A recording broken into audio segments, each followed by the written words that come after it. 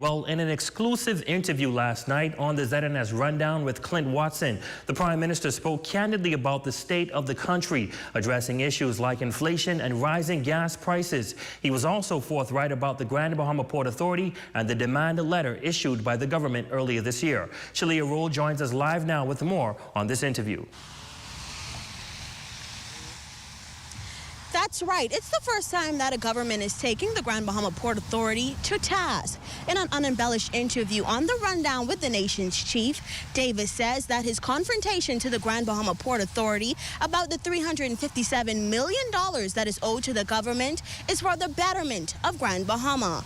Also adding that anything he does for the country is not for theatrics. I've never been an actor. So theatrics is something that I watch, but not participate in. In the early 1970s, the nation's chief resided in Grand Bahama, acting as the magistrate on the island, alluding that he knows Grand Bahama and he was able to see the dwindling economy on the island.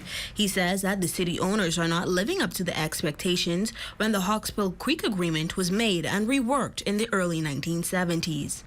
Grand Bahama, through its present ownership today, has failed the Grand Bahamian people, and they have not lived up to their obligations under the Hawksbill Creek Agreement. The Prime Minister says that previous administrations did not hold the Grand Bahama Port Authority accountable, but he is here to change that and to ensure that the Grand Bahama Port Authority lives up to their contractual agreements.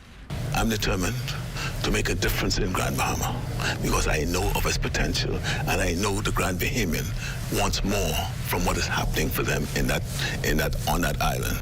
The Davis administration attracting billions of dollars of investments to the island, and the nation leader says that his team will continue to make Grand Bahama a money magnet. He then questions what the Grand Bahama Port Authority is doing for the betterment of the island. The Grand Bahama, the Port Authority doing?